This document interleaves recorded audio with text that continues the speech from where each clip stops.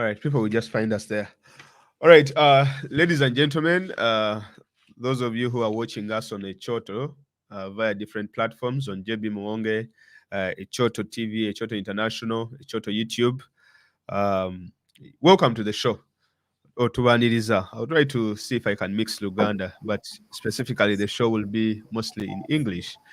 But anyway, our guest today is Mr. David Louis Lubongoya, the Secretary General of the National Unity Platform, as well as the Secretary General of the People Power Movement. And I think he will explain to us, if at all there is a difference now between the People Power Movement as well as the National Unity Platform. David Louis Lubongoya definitely is a gentleman who doesn't need any introduction, especially for those of you who have been around long enough in the struggle. You have seen him on a couple of interviews in newspapers, radio, TV, and all these other platforms where he has spoken about his education background, his life, and all that kind of stuff. But just to for those of you who do not know so much about him, just a brief about his educational background. He went to Nganwa High School in Kabohe.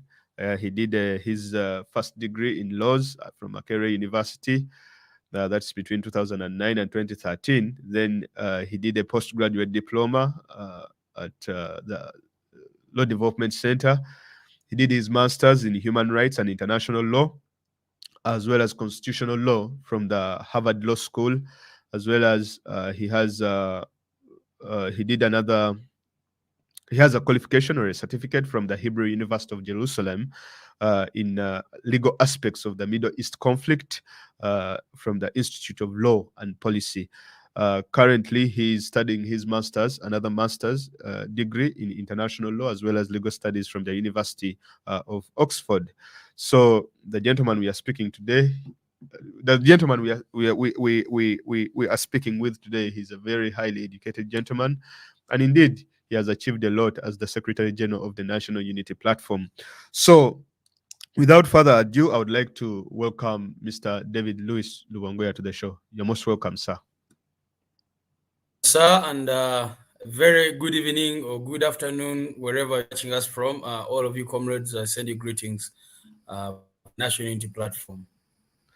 Yeah, thank you very much. So, Mr. Louis Lubongoya, for the viewers who are out there who are watching us right now, because most of us just see a couple of things here and there, and maybe we do not know the duties or the roles or the role of the Secretary General or the office of the Secretary General. What is the role of the office of the Secretary General at the National Unity Platform? Well, the Secretary General of a party or the National Unity Platform is basically to head the secretariat of the party of the National Unity Platform. And as you know, before I took on this role, I was the executive secretary of the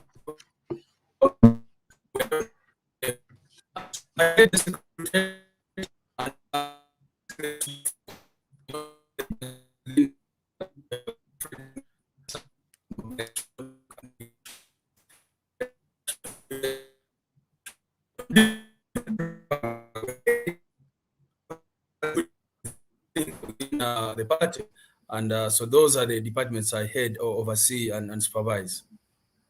All right. So we lost you a wee bit there with your network, I think a wee bit. So if you could just reiterate in just 1 minute about the roles of the Secretary General, just to explain briefly in 1 or 2 sentences, because we lost you with the network. Yeah. Secretary General are to oversee or supervise the secretariat of the party, and in that role, I supervise the different departments of NUP, including mobilization and coordination. We have welfare, for example. We have international relations. We have welfare. So different departments which have different heads, but my role is to coordinate them or oversee them. Oh yeah, okay, that's really perfect. Okay, now we also understand that at the secretariat, one of our comrades, known as Council Anthony Wameri, he's going through a tough time with the. We understand that he has some, he has been sick for the past couple of months. We would like to understand the condition of Council Wameli at the moment, please, if you have any information, and what the viewers today can do about that situation before we go into the gist of the matter that we have to discuss today. Yeah, Council Wameli, very, very unfortunately, has been really, really sick, and he's not feeling well. That's the truth of the matter. As you all know, we've been interacting with him on a number of times. I was even in Boston recently, where I visited him with several other comrades. Our president was there also to see him at some point. So he's not doing well, and it's private. I cannot talk about the exact health condition that he has, but it's really, really a serious health condition, and we continue to pray for him. But Council Wameli is definitely in need. As the secretariat of the NUP and also our diaspora have tried to help him financially here and there, and we've done our best. But we continue to reach out to all of you who have any kind of support that you can extend towards him. I think that would be very helpful. In the coming days, we'll give you the phone numbers and other, but some of them are already out. Other channels which you can use to assist him, because he really, really is not doing very well, and he needs to buy medicine, pay for accommodation if he decides to get private accommodation in the United States, and many other things that he will need to do. So that is the situation regarding Comrade Wameli. Okay, thank you very much. So now, away from most of those issues, there's one thing that one of the issues that actually came about on what is happening in Uganda, as well as what is happening with the secretariat, and how you're handling most of the issues here and there. We also understand that there are some achievements under your under your leadership that we have achieved, but as well as there are some shortfalls that are here and there, and we are here to discuss both sides of the coin. So first, not people, but one of the issues that usually comes up is the issue of the missing or abducted people, as well as the issue of political prisoners.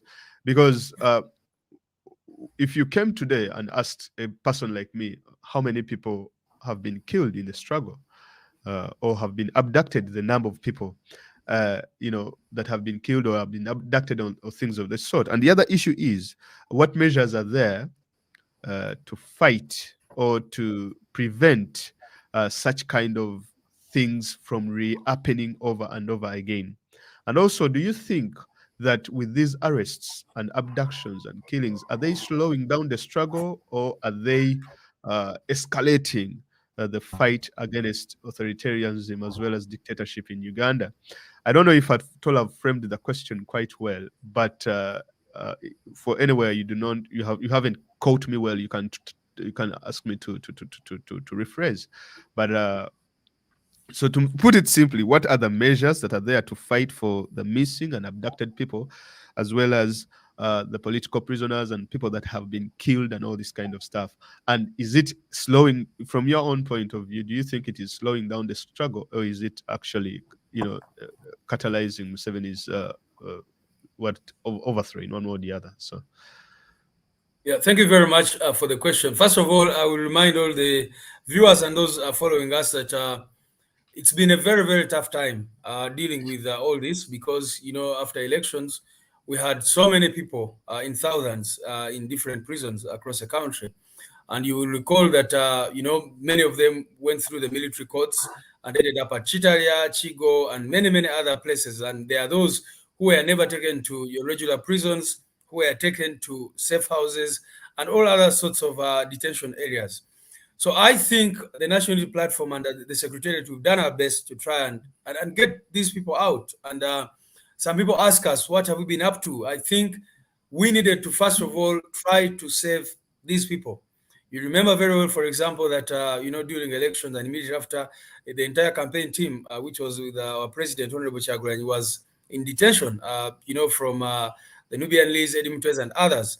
And we, of course, our legal team tried to do everything they could in their powers. We have a robust legal team which made applications in the Constitutional Court, in the High Court, and there was nothing forthcoming. You know the kind of judicial system that we have in Uganda. And eventually, I think the state, because of the pressure and everything that we're trying to do, You saw the different protests, designing T-shirts with these messages, free political prisoners, doing an affront on the international level, and many other things that we tried to do. Then the state started releasing them bit by bit. And up to now, there's still people are still Chitara, for example, the Chitara last week with a few comrades, and we discovered that over 100 people are still at Chitaria, people who were just arrested and allegedly found with either the red beret or whatever. So our comrades, definitely many of them are still, in detention. So I think the secretary, and I want to thank very, very much the comrades who have stood with these people. I can tell you that as a secretariat, what we spend money most on for all these months has been welfare, because these people come out of prison, they don't have jobs, rent areas, so many problems. Many of them come back sick. Some of the people are still in hospitals. Some had their limbs amputated. So you can imagine the kind of pressure that has been on the secretariat to try and help these people, even when we've actually not been doing fundraising at the secretariat or anything like that, but through different contributions, and especially through the diaspora chapters, which have been trying to help here and there, we've been able to do that. Now, in terms of whether this is taking the struggle forward, the arrests and abductions, and what we can do to prevent them, first of all, I can say that there's so much we can do to prevent the abductions. I think the abductions and kidnaps and torture can only end when a dictatorial regime falls. There's no other way around it, because every time they feel threatened, they will arrest people, they will abduct people. They've been doing all these kinds of things over time, and that's how they see themselves surviving.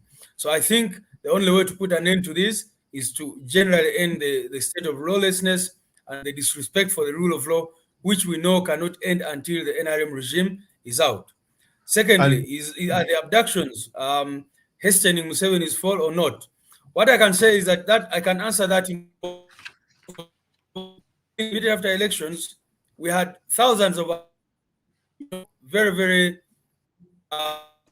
people, young people who should have been out there guarding the vote, doing other things. You had them locked up. In that sense, they restrict you and what you're able to do. But on the other hand, it helps expose the regime further, because, for example, we filed a ICC, we filed different cases, and of course, there's been a lot of advocacy, which you comrades in the leading. So, in one way or the other, although the regime thinks that they are doing this for short and long-term gain, I think it will only help them in the short term, but in the long term, it will not help them. It will only expose them further and hasten their fall. All right. Okay. Thank you very much for that reply on that particular question.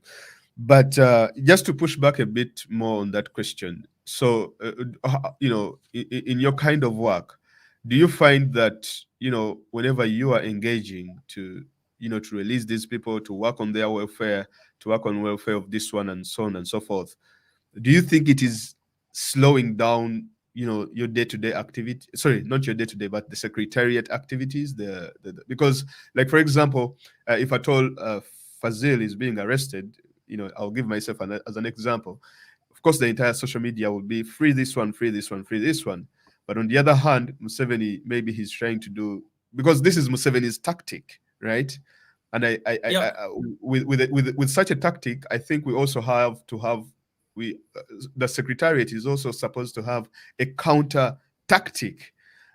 Whereas I do understand that we are supposed to put out the free messages, but then don't you think that is a wee bit drawing us back on the fight against the dictatorship? Well, I think when a comrade is in trouble, you definitely have to do everything possible to get them out. And these messages, you've seen people, for example, announce, because that is the kind of pressure that sometimes is required to get these people out of prisons. So, on one hand, when someone is in this situation, you want to help them. And I'll tell you that I was one of the few people, for example, who were able to see the Honorable was at Makindye military barracks in 2018, and the shape which we found him in, and not able to stand, not able to see, even talking was difficult, and soldiers had to carry him to where together with and all that, just a few people that were allowed in. If you look at the person in that state, you want them to be free. I mean, the next minute. I agree with you that this is a tactic by the dictator. First of all, dictatorship survives through distraction. They want to distract you from what you should be doing. For example, I'll say that immediately after elections, and it was a strategy from them, which perhaps worked for them, because you remember that all these young people, thousands in prisons, and them almost use them as a bait. And every time the regime speak to us to settle down, they would be, and then you as bombarded. Your families of these people, they're on your case. They're saying, "Where is my husband? Where is the nature of society we live in?" I tell you that the regime uses this to derail, to make sure you have a lot of stress on you. And I'll tell you that, for example, the amount of time we spend on welfare, trying to listen to this story, that story, we should that time to advance the struggle in many other ways. But you cannot abandon the comrades. So what is the solution then? The solution is in strengthening and building a more robust secretariat, and maybe secretariats able to deal with all these challenges that keep coming. Our secretariat is understaffed because of resources, but also the human resource question. I always say that in a struggle like ours, you need three things. You need a comrade who is reliable, who is qualified and competent to do the job, and who is available. And it is always a challenge to get all these three people, all these three qualities in an individual. So it's a bit of a challenge, but we're trying to address that to see that we bring more people on board, so that while some people are working on welfare, maybe many others can be working on other things. Okay. All right. Thank you very much. Now, of course, as you understand very well, January the 14th, we went for elections. Museveni rigged the vote. He saw himself in and he inaugurated himself and all that kind of stuff. Since that time, because like people, of course, they expected something to happen here and there and all this kind of stuff. So since that time, what has the secretariat as well as the party, and I'll come to that question between the secretariat and between NUP and People Power, because the secretariat and the leaders of the LOP, leader of opposition, because we see like there is some sort of rift there, but not rift, but there's a difference on how both entities handle the fight against the dictatorship. But then we would like to know what the secretariat has done, maybe because we have been seeing stuff that is being done, but we would like to know more about what steps are being taken in order to hold the regime accountable ever since the inauguration took place. And the fight to take back the victory, is it still on? If yes, I mean, if no, what is happening? What replaced it today? Or if it's still on, what measures are being put in place to see that it is really enhanced in one way or the other? Yeah, so I thank you so much for that question. I think from the time of elections, which I don't like to call elections because they are not elections, that was just a sham. From that time, we've been up to so many things, and most of these things we've announced them. There are many other things that we do without necessarily announcing them. But what I'll say is that people, yes, expected things to happen. But like I said, if you remember what happened on the 18th and 19th of November, basically 17th, 18th, 19th of November last year, when the regime went on the streets of Kampala shooting people, I think that in a way, the regime used that to really, in a way, scare people into any form of action, because people thought initially that, you can go out and protest because this is a right which is guaranteed by the Constitution. People did not think that the security forces, some of the people who were just dressed in sandals and plain clothes, could come out on the street and shoot people the way they did. In our estimation, over 100 people were killed on just 2 days, and of course the aftermath and whatever happened. So I think that people were really forced into not coming out so much because of this fear. Here is that very, very many of them were under detention. Thousands of these young people were just arrested, and if you listen to their stories, some of them would just be picked up. I mean, I personally, for example, spent 2 weeks without staying at my place because they had parked, a truck somewhere, and there were operatives around there. And of course, that was happening almost at the home of each of the leaders of NUP, and they were trying to track us down, look for us. And of course, you know what happened? Even with the DRR forms, they started running after us, looking for them wherever they were, arrested some of the people who were collecting them, etc., etc. So I want to explain that, in my view and in our assessment, those were the circumstances. But you also remember that immediately after, we announced and said we are taking this matter to the court of the people because the Supreme Court under Mr. Owinidolo had proved ineffective, clearly biased, etc., etc. But what did we see? We announced these actions, and immediately the state swung into action. Of course, locked up our offices for over a month, and all the other things that they did. So moving forward, we've been doing several things. And like, for example, you remember that even when General Museveni decided to swear himself in, they did another scoop operation and arrested so many of our people. The young people at Chitaria now, many of them were arrested in May when this man was swearing himself in. So after that, of course, we've been doing different actions, but mostly organizational issues, dealing with organizational issues. We found that, for example, with the activities we were trying to do previously, there was a lot of infiltration and other things, because everything we tried to do was lawful.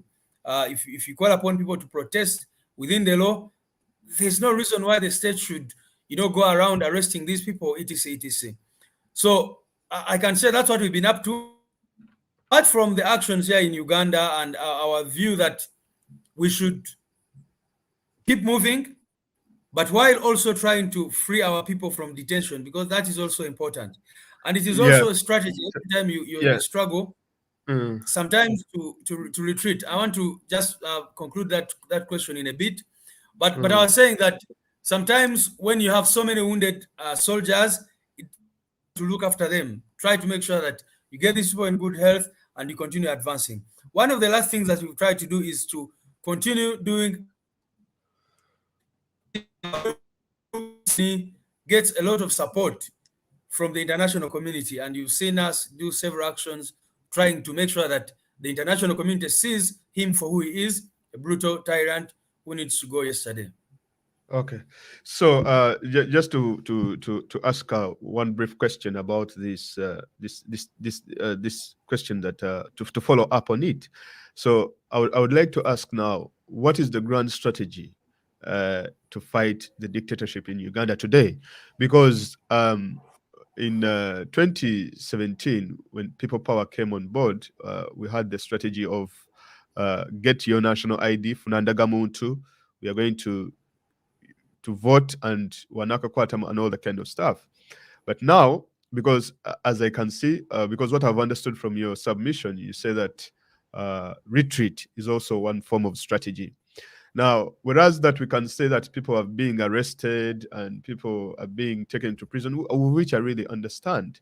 But I would like to push back on that point, that because that works in Museveni's, because to me, when I look at it, I think it works in his favor by, keeping us busy in courts, in petitions, in this and that and all that kind of stuff. So what is the grand strategy? Just like the same grand strategy that we had in, before the elections, of getting the national ID and getting ready to vote. Do we have a grand strategy at this point in time to fight for our victory and take our victory back, and also increase the pressure on the dictatorship? Our strategy has been people power. Pardon? It's been that people power. Our strategy has been people power. Our strategy has been that people power is stronger than the people in power, and we want to continue, encouraging people, because there are different phases of a struggle like ours. And when I say retreat, we are not going to slumber, and you'll see us coming out to announce some activities in the coming days. all meant to continue encouraging people to rise up, because that is our grand strategy. Our grand strategy, and we're talking about it, is people power. Everything else is a tactic within that strategy. For example, when we say that we are going into an election, we knew that the electoral commission, the way it is comprised, the people who sit in all these agents of the state, we know that they are not capable of organizing a free and fair election. But why did we go into this election? To use that opportunity to mobilize the nation, to reach out to different districts, to send out our message, and to go out there and tell people that people power is stronger than the people in power. So our strategy has not changed. It is people power. It is to encourage people. And like I said, we've been doing a lot of organizational work, a lot of reflection, discussing, because every time you use one strategy, you need to, look at it, do an analysis. Where has it worked? Where is it weak? But what I want to do, and all the people are watching us, to encourage every one of us to go out there and tell your neighbor, tell your friend that the people is in the hands of the people, the power is in the hands of the people. And I'll tell you this, that I think you've seen all the dictators. The job of getting rid of a dictator, as Justice Kanyamba said, is long, bumpy, and unpredictable. There are so many challenges on the way, but what we know ultimately is that no dictator ever rises and rises. Dictators, as of necessity, rise and fall, and Museveni will definitely fall. Okay, all right. So, ladies and gentlemen, let me try to reintroduce our guest. Our guest is the Secretary General for the National Unity Platform, Mr. David Louis Lubongoya. Mr. Lubongoya, I would like to talk about some of the issues outside Uganda in this particular segment, and I would like to speak about the diaspora. So not the diaspora in general, but so many different issues. Number one, we do understand that His Excellency Robert Kyagulanyi Ssentamu has been receiving, before the elections, I think it was in 2018, he was receiving so many invitations from different parts of the world. He traveled to Jamaica. He traveled to, what do you call this country, where there is this movement for democratic change. What's his name? Zimbabwe. He was in Zimbabwe, and he was also in Nigeria and all these other countries. So we would like to know what are there synergies that are being built with comrades that are fighting dictatorships in other countries. We also saw him having a meeting with, I think, the gentleman who is fighting Nicolas Maduro, the one in Venezuela, and seeing these kind of connections really, they got the struggle lit in one way or the other. So we wanted to know if at all, even like up to this point, that if at all there are more synergies that they are being built with other comrades that are fighting dictatorships in different parts of the world. For example, in Kenya, we also saw him go to Kenya, Ghana, and all these other parts of Africa. And how are we, or how are you using that to our benefit, and how can the diaspora also get involved with such connections in one way or the other? First of all, it would be wrong for me to come here on a show like this and give all the strategies or give details of strategies, sure, yeah. because I know that among the people who are watching us are regime people, are spies, ISO operatives must be watching and of course taking notes. But what I can say is that we continue to move. The international community has in many ways stood with us. We think they should do more, but we've been definitely talking to many leaders across different countries. Some of them will never come out to show us open support for obvious reasons, but we continue to reach out to them. And of course, the Honorable Kyagulanyi was doing a lot more trips before COVID. The COVID situation came, and of course, that changed the dynamics everywhere in the world. But he continues to get invitations, from Nigeria, from Kenya, from Ghana, from all these countries, except that, we look at the priorities of the struggle and try to, see what to do in the circumstances. But as and when he has opportunity, he will be traveling, meeting these people, not only leaders within those countries or governments, but also to meet our comrades in the diaspora and encourage them. And so we encourage our friends in the diaspora, Ugandans in the diaspora, to continue reaching out to the leaders in your countries. Myself, our president, the leaders in Uganda may not be able to go to every country, to reach out to every government. But we encourage you to write that letter to your country, whether you're in Jamaica, you're in Zambia, you're in Zimbabwe, wherever you are in the world. We encourage you to write a letter, make a visit to the Speaker of Parliament in the country you live in, because all we want to do is to expose these people. And the NRA used this strategy when they're fighting. Unfortunately, they later on turned out to be worse than the people they were fighting. But they went out there. They had an external wing which moved to different governments and tried to paint the Obote regime as the worst regime that had ever happened on the face of the earth. So we shouldn't be shy to do the same thing. But I want to appreciate our diaspora. I think the diaspora, the Ugandan diaspora, has done a lot of work around exposing the regime, but also reaching out to different leaders in their countries. Do you think that for example, the trips that His Excellency travels to, how do they affect the Museveni regime? How, like, do they create a dent in his grip on power as well as his dictatorship? Definitely. You saw the United States, for example, come out with a statement where they clearly indicated that the election was not free and fair. And, you can interpret that to say that the United States is telling him that you're not legitimate. Yes, he has so many maneuvers. He's paid lobbyists millions of dollars to, try to cleanse his name. But I think before the emergence of people power, he was actually looked at as a Democrat by many people because, like many dictators, he had mastered the art of manipulation. You come here, torture people, kill people, do all sorts of things, and then you continue to hoodwink the world to think that you are a Democrat. And there are many people who did not understand the breadth and extent of the violations that go on in this country. I think now there's nobody in this country in this world who does not know that Uganda is ruled by a tyrant.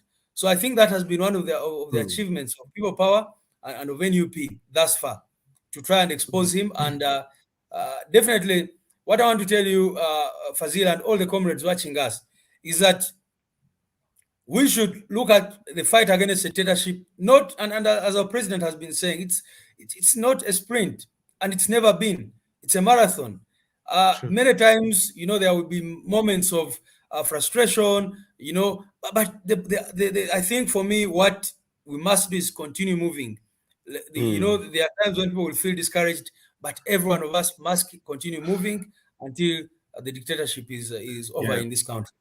Okay. So the other thing that I would like to also put across to you, we understand that the dictator is, of course, being enabled by, the Western governments. They're the ones that are funding him. They're the ones that are giving him money and all this kind of stuff. Whereas they have come out and put a few restrictions and sanctions, the Magnitsky Act sanctions and all this kind of stuff. But you still see that, do you, because I would like to ask this, aren't you bothered, because the Americans have what we call interests, okay?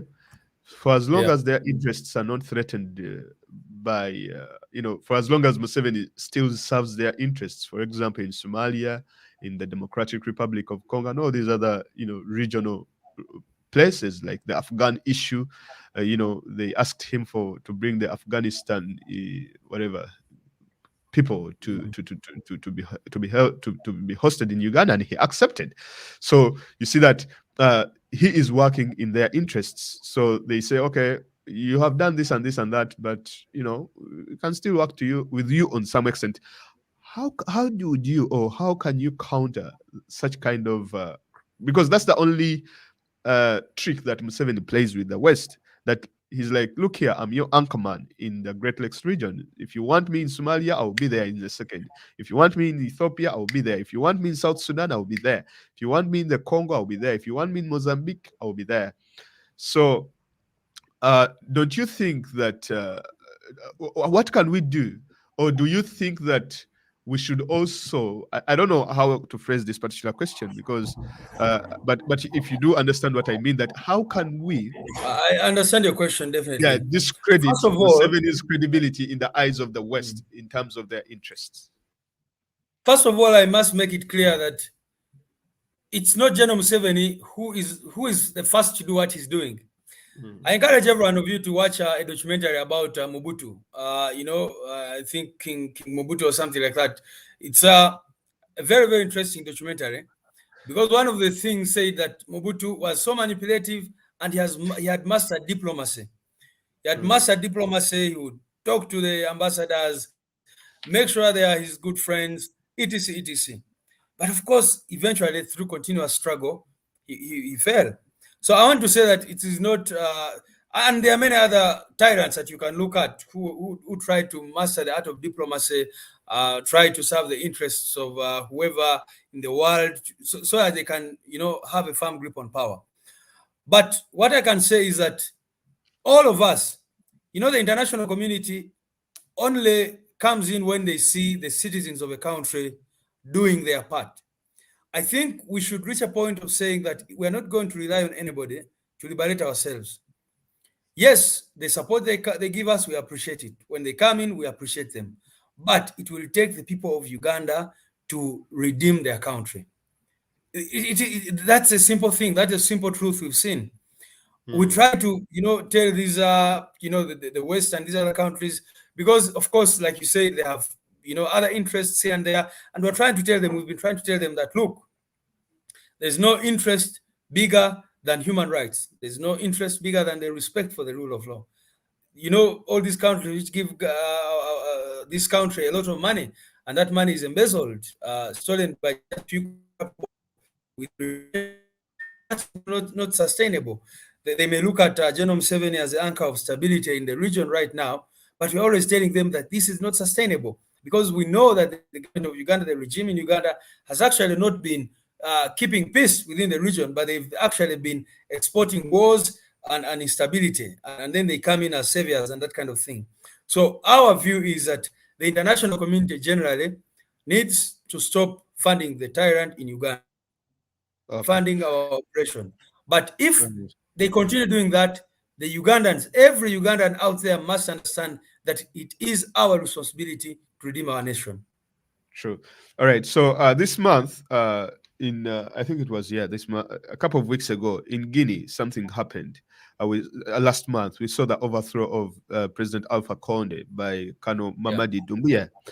It was a yeah, military coup that happened, and I think there are so many military coups that are happening all over the continent, and we have also seen that during uprisings, when people rise up, we see militaries. For example, in the Sudan, the military hijacked the People's Revolution.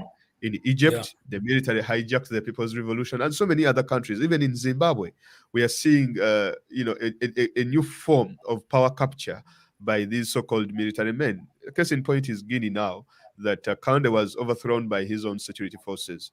Uh, the question is, what is your take on the Guinean coup? Not in reference to Uganda, number one. Number two, Mm. how is the National Unity Platform prepared in the event such a situation takes place in Uganda, where a colonel or a corporal, a lance corporal, takes over power in the country, and then all of a sudden the entire game has changed? So how are we prepared, and how would you address such a question?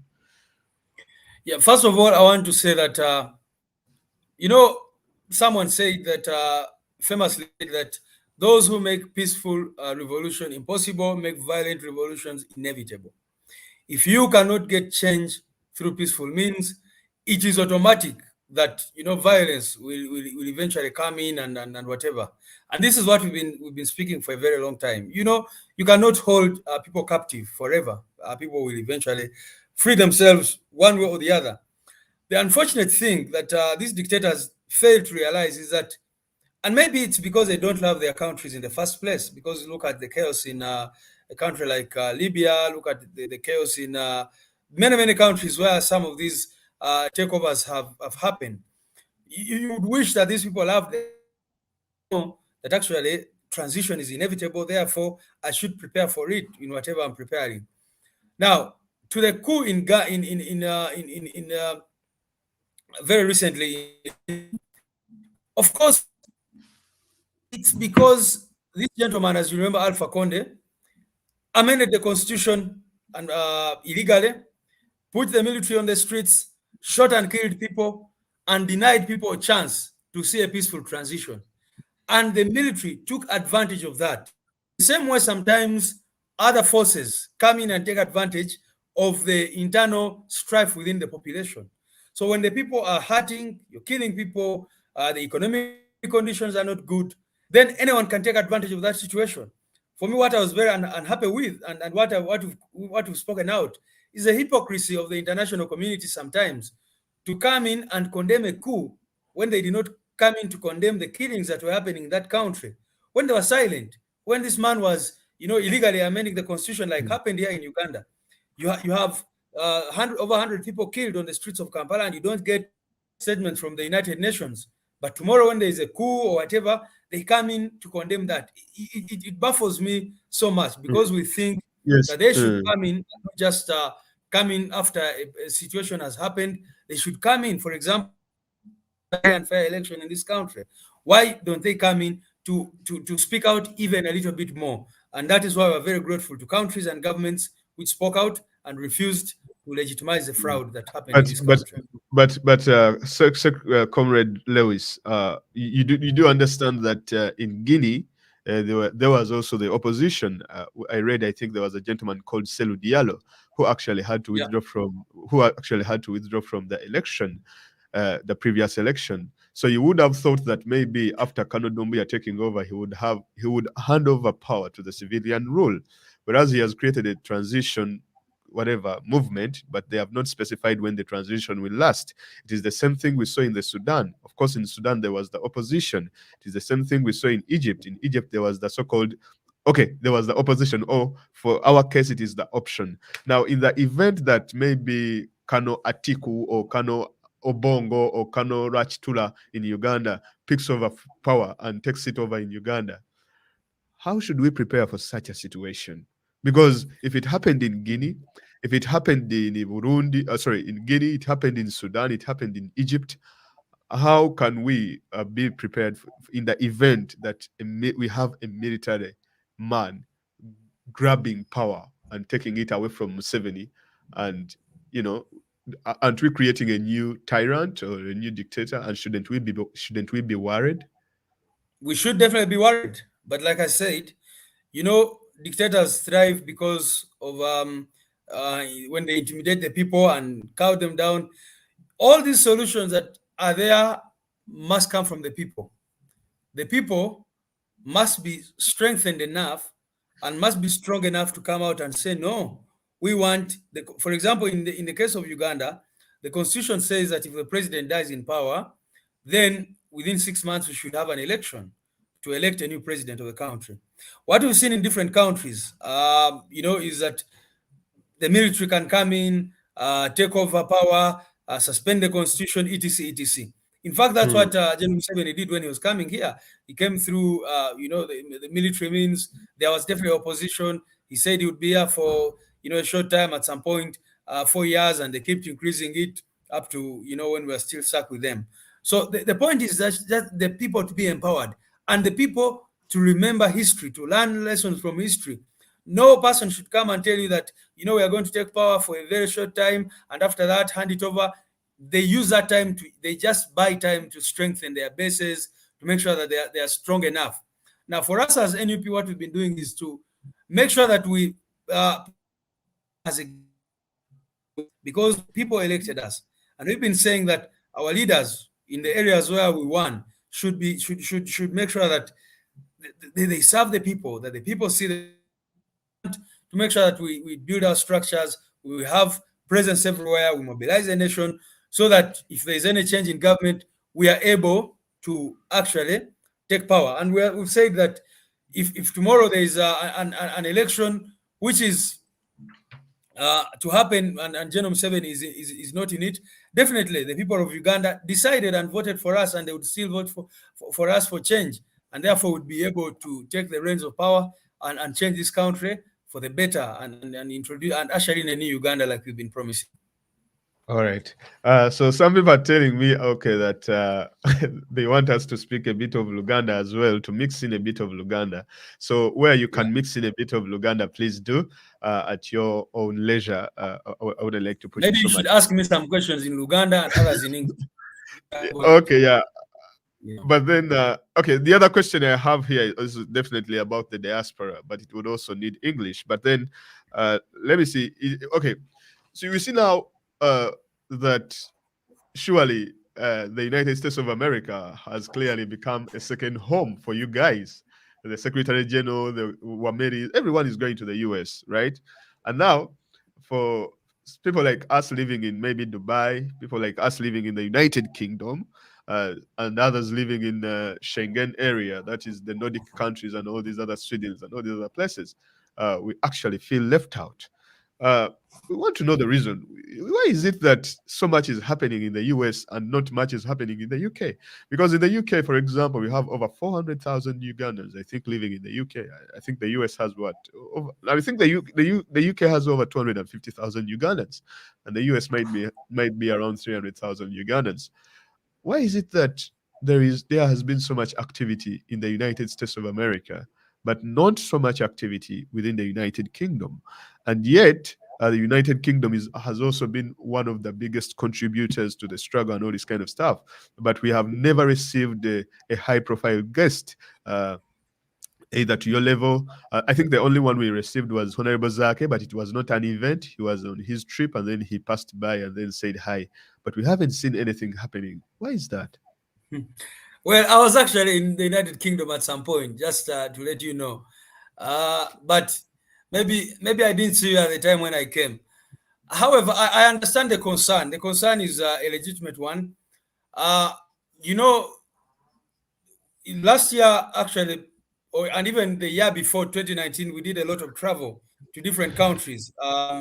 We were in the Schengen area. We did several countries in Europe. If I don't know if you participated in any of those, but we've been moving.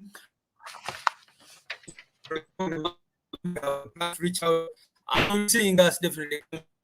So I want to tell people in all countries that we have plans to make sure that we reach there. And thank you first of all, and continue to encourage you and to update you on what is happening in Uganda. It's not a US thing. One of the reasons why, of course, the US gets sometimes a lot more that's going there is because of its strategic importance in the high-level meeting with the senator or with the leader in the United States. You go for that meeting, but also are able to interact with Ugandans in the different formations. But I can say that we have plans of coming to Europe, plans of going out to all these other countries, even other African countries. You've not mentioned that we've been doing trips. The president has been going to South Africa a number of times. He's been to different countries, and I think for Europe, the Schengen area has been there a little bit more actually. Well, yeah, but the UK has been. I mean, the UK has been Yeah. left out. That we are working on. I mean, That we surely are that's. working on. I mean, for like what, 4 years now, I think, and That we we have, are working because on, sir, yeah. and we'll Okay, definitely. okay, no problem, no problem. Yeah. All right, so the other, one of the, I think this should be the last question, and then I will bring in questions from the from the people here.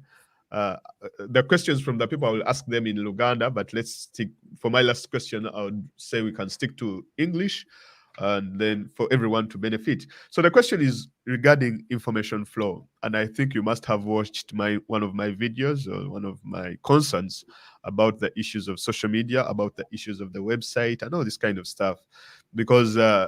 To say that, of course, we are the government in power, we are the duly elected government of Uganda, though our victory was stolen away from us. The fact that we still had a website that listed His Excellency Robert Kyagulanyi Ssentamu as an MP for Chadondo, who is looking forward to stand for president, something like that. That's what the website said, and it was really, really sad. As What was you, that? I think that was taken down, right? I hope it was taken time. I'll have to check and Yeah. see. And then let me ask the question, then I'll check and give you an update. And then the other issue, of course, there was people who had left the party a long time ago, and then they were still on the website. But then the other issue is the fact that the social media handles, whereby we had called upon the secretariat to tell the members of parliament the ones that we have over 50 members of parliament, to each at least to have a Twitter account or a Facebook account, so that they can move the information and then get these pages verified. And then that one should trickle down to the councillors as well as the mayors and all this kind of stuff. And so that we can have a vibrant, so that we can be very, very visible on the internet, more than the NRM guys. I don't know how far you have gone with that particular issue. And okay, clearly what we want to know is, what is your social media strategy? Because it is social media that has, that has uplifted this struggle, that has gotten everyone involved and all this kind of stuff. And the other thing that we also lack, this is a okay. Oh, okay. Mr. Lewis is on, but I think no, I can hear you. Okay, can hear. Also, the other thing that we were also wondering is that, for example, if someone had a suggestion, if I wanted to suggest something to the secretariat, or suggest something to people power, where do I send my suggestion? Should I send it to the email? Do I send it to your WhatsApp? Unofficial suggestion. Such kind of measures are not in place, especially to enable people to, to say something or to give a contribution here and there, or to give advice here and there. And are those things being addressed, especially, on how to contact the secretariat? Then I would also like you to join this other issue as well with this one. For example, we see so much activity is happening with the we see a lot of activity that is happening with the leader of opposition, that is the opposition government or the option government. And most of those activities are not well sold to the world, or they are not well told to the people in one way or the other. So what grand strategy do you have for information flow, as well as social media and all these other things that I've spoken about? Thank you very much. Comrade, like I said, and it's important for us to keep challenged. I really, really appreciate the fact that you follow so much, and these questions which we because we are a government in waiting, and for a government in waiting, we need to, be challenged every once in a while. And I really like it when comrades like you come out candidly in the spirit of building. And we have different kinds of critics. You have people speak with a view of destroying what has been built, and then there are those who speak to us with the spirit of building. For me, the challenge, like I said, is that we have, we've been understaffed at the human resource capacity.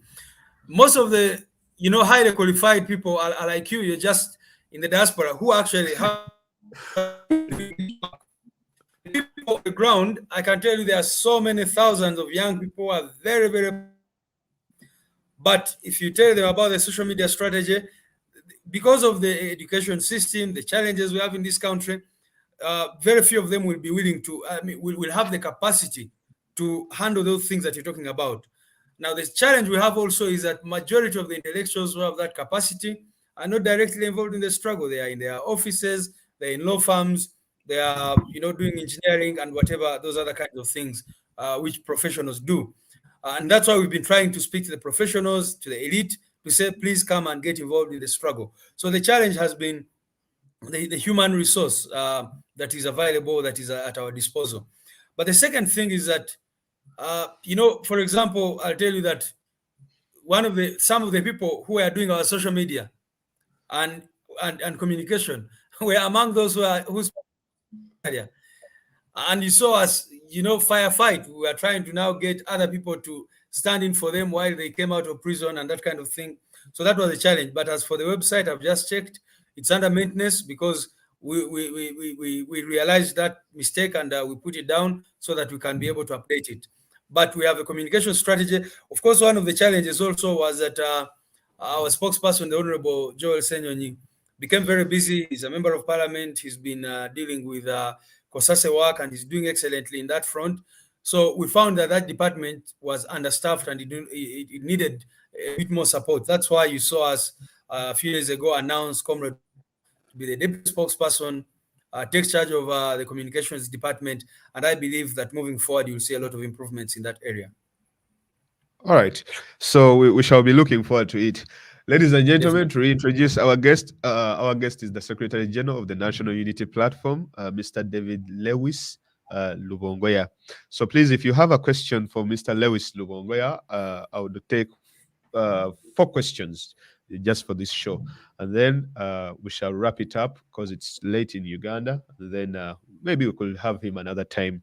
So, ladies and gentlemen, I would like you to, for those of you, aine ekibuuzo oba kirina mu Luganda oba mu Luzungu, you can just send me the question there, and please, Madam Pam Kawa Kayaga, you can just what do you call it?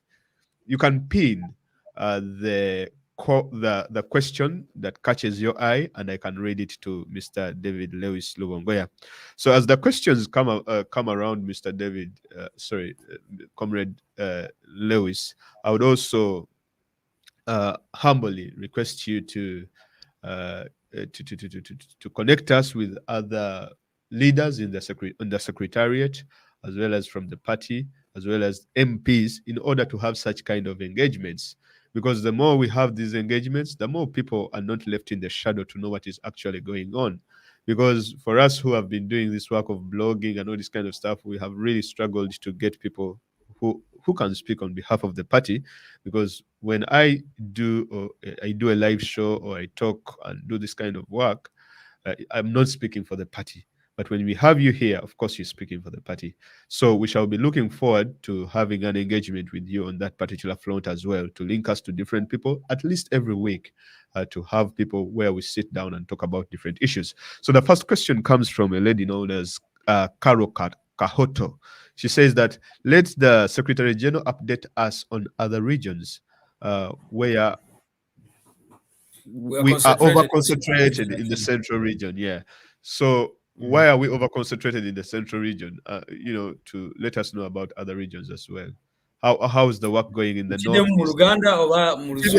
Yeah, you can mix both in Luganda and first of all, I want to appreciate Comrade Karo Kahoto for that question.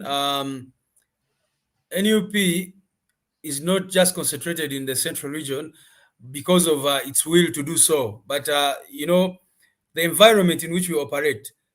For example, everyone knows that it is extremely, extremely difficult for us to do any open activity outside Kampala, not even the central region entirely, but outside Kampala. Every time we try to even go and maybe open an office, do whatever, the regime has really, really tried so much to make sure that, you just remain at the center. But we have strategies, which, like I said, I'm not going to announce here today, but in a few days, you'll see us make announcements for, for us to be able to reach out, because we have support everywhere in every corner of this country. And that's why we tell people that we want General Museveni hands down in every part of this country. However, the challenge you have is that the regime, you have all these security forms of apparatus everywhere. And so they try to make sure that you don't do mobilization in those areas. But we're doing everything possible to also reach out to those people, to those comrades. Era njagala kanchogereko ne mu Luganda nti nga NUP tulina enteekateeka okukunga eggwanga lyonna lyonna okulaba nti tutuuka e Karamoja, tutuuka wonna, era eyo nga bwe mukimanyi bulungi nnyo tulinayo bakoordinator baffe, newankubadde be twalina edda aba people power, abamu regime yasobola obagula, abalala ne bakola ki, ne babatwala mu nkomyo oba ne bakola ki, naye tukyagenda mu maaso n'okukunga eggwanga, era tulina enteekateeka y'omugundu mujja kugiraba nga tugibanjulira mu nnaku ntono nnyo. All right. So I have another question here from Godfrey Iga. He says, wouldn't it be better for each chapter to fund a position at the secretariat? To fund a position, I think he means the issue that you mentioned of being understaffed. That wouldn't it be better for each chapter to fund a position at the secretariat? I don't know if that's what Mr. Iga, Chabadatageza, how would you reply to that? I definitely think it would be very good. And, like I said, we discussed it in the past. Actually, in the past, we were talking about we are talking about different chapters funding different departments, not even positions. Because, like I Mm. said, right now we operate with 8 departments. So we had said that one handles election management, another handles international relations, another handles mobilization and coordination, etc., etc. But immediately we went into the election mode and people were abducted, and that's a challenge. It's very difficult to even do a robust plan in this kind of environment we operate in, because you can imagine where you're planning to do activities in this particular way, and then all of a sudden the regime decides to arrest most of the people, and then you find that you have to divert the resources to freeing these people, to treating them, and such other things. But definitely it would be a good thing, and I think we'll take it on with the diaspora leadership team to see if it is something we can take up moving forward. Okay, that's good. So, guys, people are complaining about language.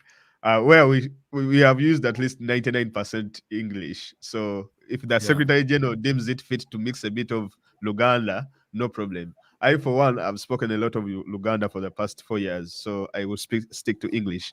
So, the other question comes from Victor Mukasa. He says that regarding the deteriorating situation of human rights in the country, what level of advocacy has NUP engaged in? Has the international human rights fraternity been fully utilized? I think we've done that. We've done our best. You remember we petitioned, for example, the United Nations Human Rights Office, which is in charge of human rights internationally. So we petitioned the High Commissioner for Human Rights. We petitioned the International Criminal Court, the ICC, and we've been giving them evidence. Different people have been giving them different forms of evidence of whatever has been going on. We've not stopped there. We've petitioned different human rights bodies, Amnesty International. We've written to all these, whether they are UN agencies or outside the international human rights framework. We've done that. In Uganda here, of course, we petitioned courts of law. We've gone to the Human Rights Commission, the Uganda Human Rights Commission. We've gone to courts of law. But as you know, in this country, the judiciary is largely under capture. For example, when we took this matter of the Nubians who were in jail, the judge did one of the most surprising judgments I've ever read as a lawyer. She said that we should have produced evidence that these people were tortured. And I was like, how on earth can she expect us to have this evidence?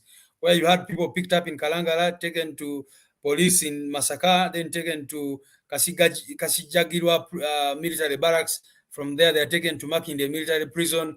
From there, they are taken to Chitalia. No one is allowed to access them. Family members are prevented. Doctors are prevented. Lawyers are prevented. And then the judge says that you should produce evidence. So that's a situation you have. But we've tried to invoke international human rights mechanisms to see that they come in and are able to take this forward, and we keep following up with them to see how far they've gone. All right. Yasmin Wachagulani asks, Mr. Fazil, my question is that thing of contributing money for one person, I don't think it's good. It's not good. What if another person comes out and needs the same help? What can we do? We should organize money every month on one bank account, please. I think she's talking about the issue. I think you should just generally address the issue of fundraising, how people can contribute to the party. Because, like, even I, for one, I don't know how I can contribute to the party. I don't know if there's a bank account. I don't know if there's a mobile money number. Even when I go to the website, I don't know where there is, even if you decide to donate, I don't know whether I can put a monthly payment towards the party, because some people will be willing to do such kind of things and put maybe $1 or $2 per month and that kind of stuff. And I don't know. Could you just generally address the issue of how people can contribute towards the secretariat as well as the party? Yeah, two things. One, um, first of all, to appreciate all people have been contributing towards the party. The NRM likes to say that we are funded by the West and all that, and I want to say that the people who ran our campaign, who facilitated us to be able to collect DR forms, to do whatever we did, were mostly Ugandans, Ugandans in the diaspora, and we really, really appreciate and the people continue to do this. Now, before our website went down, it's now under maintenance. Like I said, every time you went to the website, you would be directed to a link where you can contribute money, and you can use mobile money. It's an online link which is available, but there is also a number which we gave out, which we've been giving out, in the name of Daniel, or a road, 0703 63.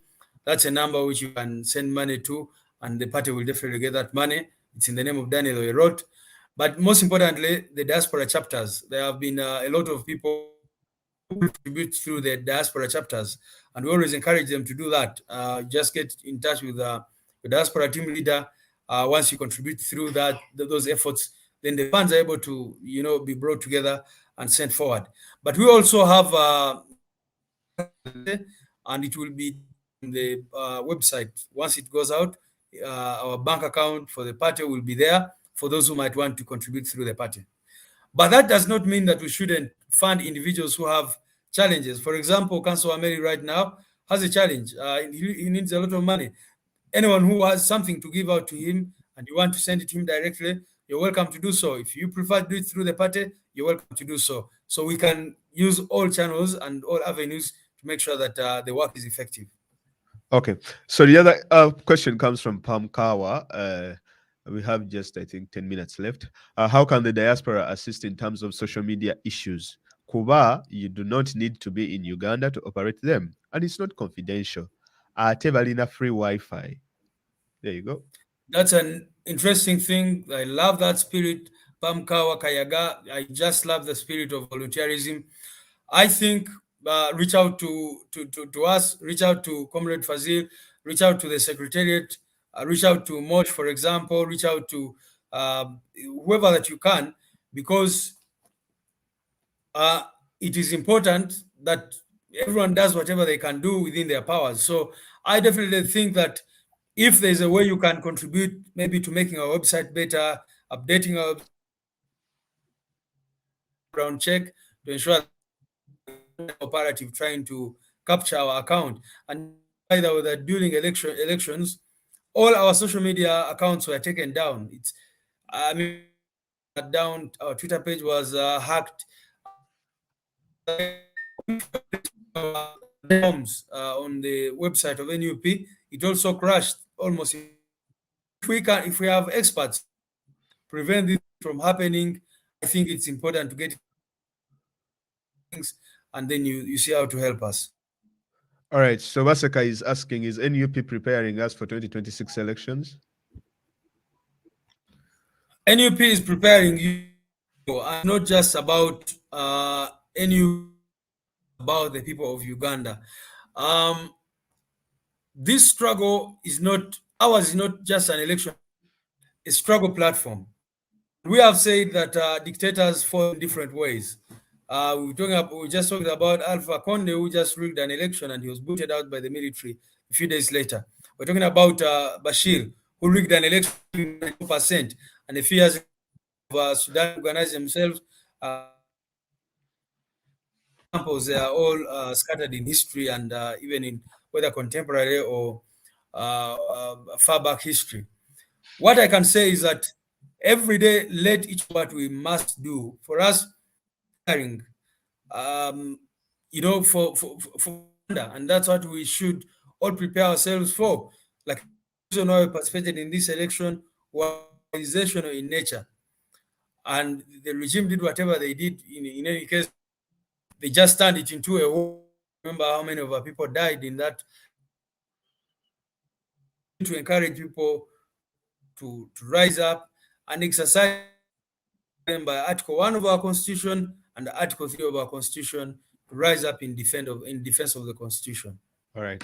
So the other, I will take two more questions. The other one, it says Stella Nalbawa page. Mr. Fazil, okay, talk about the issue of Mr. President to move with media, like when he's going to meet people outside the country.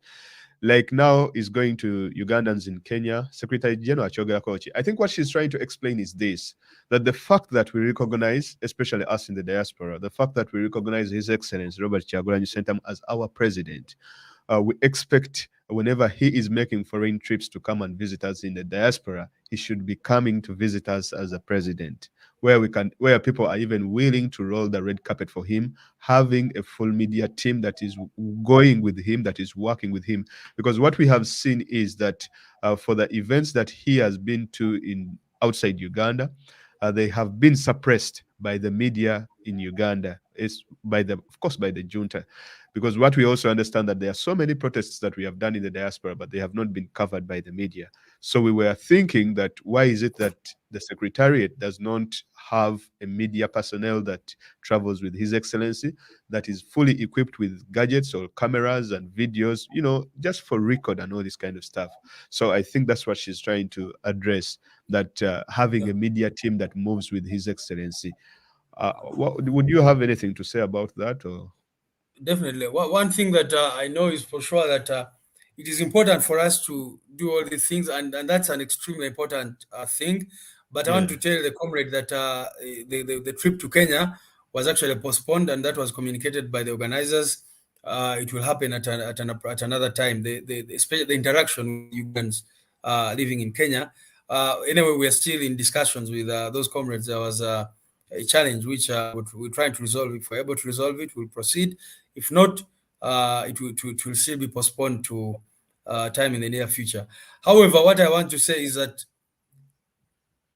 one of the challenges, of course, is a challenge of resources. When you're traveling with a very big team, it requires a lot of resources.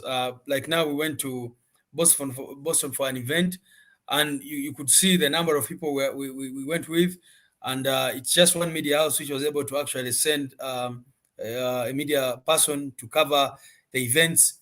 In any case, most of the media houses in Uganda, like you said, are suppressed. There's a lot of censorship that goes on, and uh, you know, it will not be possible for us to move with the media when the information that we've received from there is not going to be played on any of the local TVs. But I think I hear you. I hear your point. Like I said, now that we have more people on the deck with the media and communications department, Comrade Waiswa and other people in that department, we'll be able to discuss it and see if possible how to, begin moving with these people and getting them gadgets, etc., etc. It's a long way to go, comrades, but let's continue building on this one step at a time. All right. So I think this should be our last question. Why are NUP MPs so quiet, and why don't they mobilize people in their locations? I don't know what she means, but I think she means with mobilizing them to rise up and all that kind of stuff. Yeah, our members of parliament have been trying to do different things, and of course, different MPs have tried to do different activities in different ways, and I think um, the challenge here is that the members of parliament also need some kind of maybe orientation in some of the things.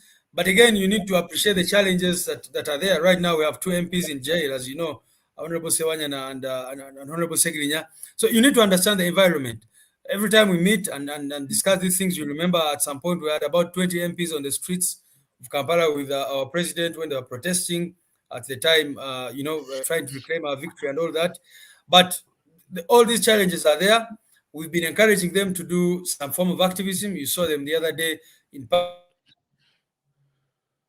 boycotted parliament sittings for some time, put on t-shirts in the chamber, etc., etc. And we shall continue to do different actions. And we are having meetings to see what is possible in the circumstances. But I take your point. I definitely think that when we meet them, we will try to speak with them and see, listen to them, try to understand their perspective, and also tell them what we think maybe we all should be doing. But it's also not going to be just about the MPs or the councillors. But I think a revolution like ours is mostly built on the common people, and we should continue to engage them and to encourage them to exercise their power, because this is their right under the constitution, under international law, etc., etc. All right. I cannot live without asking you about any update from Turkey that you know about that we do not know about, or any word from Turkey about Comrade Fred Kajibirumbuye. And also, the other issue is that some members, NUP members in Turkey, are complaining that the leaders, their leaders or officials, something of that sort. Like the question there, ask the Secretary General to clean up corrupt Turkey NUP officials. And it is also the same question I had somewhere here that said that are there disciplinary measures for members who break the rules of the National Unity Platform?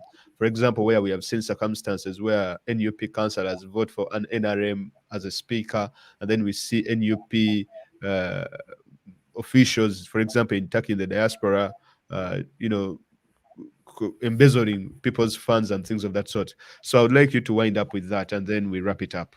Uh, about Turkey.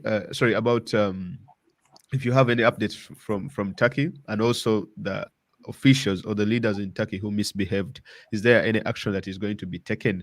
Also, for the people back home who break the rules of the party, for example, like voting for an NRM speaker, yet you are the majority in, for example, in Lubaga. Are there any measures that are being taken by the party to address those concerns? Yeah, first of all, regarding our comrade Fred Lumbuye, we've been trying to do our best to see that our comrade is freed. Our first goal was to get him to know where he is, and as you know, that took a lot of time. There was a lot of politics, a lot of misinformation, a lot of covering up, etc., etc. But eventually, our comrade was, the foreign affairs minister in our government, Comrade Mwada, Honorable Mwada, was able to go and even meet him and speak with him. And we also engaged a lawyer in Turkey who is doing what lawyers do, trying to file applications, do this and that. There's definitely a lot that needs to be done on that front. We've been having several engagements to see the progress of that case, and we shall continue to do that, to engage and see that ultimately our brother is freed. And we encourage everyone who can do anything, definitely, to do it. What I can assure you of is that the money which was collected for him is still intact. We don't have it. It never came to the secretariat. It is not with the Diaspora leadership team, but it is still with the chapters which collected it. If you raised money through the United Kingdom chapter, it is still there. If you raised money through the chapter in Greece or wherever, that money is still with the chapters.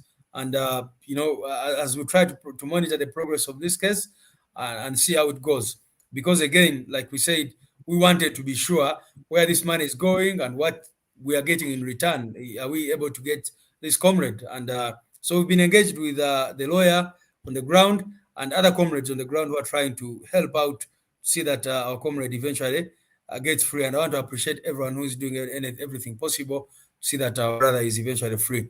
I've not yet addressed my mind to the conflicts within the Turkey leadership team, but if they are there, I encourage those people to reach out to the Diaspora liaison at the secretariat, but even to the Diaspora team leader, Comrade Haman, or even the people that he works with on that in the leadership, and make sure those conflicts are brought to the fore.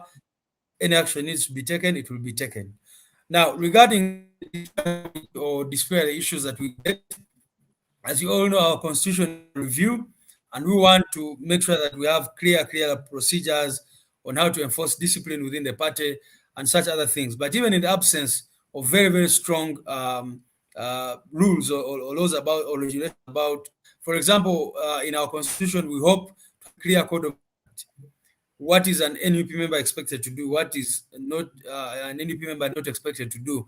The values that we talk about, we want to make sure that they are put in the constitution and that they are made, they are turned into a code of conduct which can be enforced. Now, regarding the comrades, for example, in Lubaga, you remember the president put up a committee headed by the Honorable Aisha Kabanda and several other comrades. They had the councillors, and our approach is not just punishment, but also speaking to people, bringing them back, reconciling comrades who have problems with each other, and trying to basically see that we build as much cohesion as possible. So, for example, in the case of the comrades in Rubaga, we received a report and we're taking different actions. Where discipline is needed, we are taking that. Where trying to bring people together is needed, or trying to train them so that they know next time what to do, that also comes into play. A lot of things that we do, I want to say, we may not necessarily put them out there in the media for obvious reasons. Because, for example, that report is a private matter which we're trying to deal with privately with these comrades. But where actions are taken, like disciplinary measures, we are going to let everyone know about those. All right. Thank you very much, Secretary General David Louis Lubongoya. Ladies and gentlemen, I think we have come to the end of our show. I would like to thank the Secretary General for sacrificing his time. We had a few bit of technical difficulties that we had in the beginning. Please forgive us for those technical difficulties. So, Comrade Louis Lubongoya, I would like you to to say your final remarks or your parting shot, please, and then we call it a day, a night. Yeah, what I can say is that I want to encourage the comrades. When we say Mm, that when the struggle is over, we shall wear the victor's crown, we mean it. The struggle against dictatorship, the struggle against misrule is a long struggle. And I want to encourage people to understand that the meaning of the word struggle. And I always tell people that let's not misuse the word struggle. A struggle is a struggle. There will be a lot of disappointment. There will be propaganda. There will be frustration. Some people will sell out. Others will come on board. It is a struggle. It is going to have challenges. It is going to have good moments. It is going to have bad moments. It is going to have all these things. But what I want us to do, what I want to encourage everyone to do is to continue and focus on the ultimate goal. I am mm, persuaded beyond any doubt that our struggle will succeed. Our struggle will mm. end in victory for the people of Uganda. Let's not lose sight of the ball. Let's not lose sight of the goal. Let's continue struggling. Before you go to sleep tonight, ask yourself, what have I done to take this struggle forward? It is not about David Lewis. It is not about Comrade Fazil. It's not about Honorable Chagulanyi, our president. It's about everyone. And I believe that if every Ugandan, or even we don't even need every Ugandan, but even if just 10% of the population of Uganda, or even 5%, if every day before you sleep you do something to bring the dictatorship down, it will eventually fall and our country will be free. I thank you all All for right. watching me, and God bless you. God bless you too. We shall be looking forward for more interactions from the Secretariat, as well as from the members of Parliament and councillors and all these other people, such that we can have such kind of engagements. Because at times people have their questions, they have something to say directly to you guys, and maybe such platforms had not been used quite well. But we would like to thank you for sacrificing this time and giving us this wonderful opportunity to interact and talk with you. And we are looking forward to further interactions. Thank you very much, and have a blessed night. For those of you who have been watching as well, also thank you very much for watching the show, and we'd really appreciate. Again, we would like to ask for your forgiveness for the technical difficulties that we had in the beginning. Ndowooza kati naye nkozesa Oluganda munaatusonyiwa ebyabaddewo mu ntandikwa naye mwebale nnyo okuwuliriza, mwebale nnyo okulaba. And thank you for keeping the conversation clean, and thank you for sending your questions. It's not an easy thing okukyaza Secretary General, but yeah, I think we have managed, and hopefully we are looking forward to getting more people, maybe the lead of opposition, then maybe by the end of the year tujja kuleeta ne president. So that is where we are heading here as a Choto. For the entire team that brought this entire thing together, that brought this entire interview together, thank you very much. You guys have done a good job, and we are really proud of you. And for the people who have been commenting, sharing, and doing all sorts of stuff, thank you very much for keeping it clean and good. Have a blessed night. Bye bye.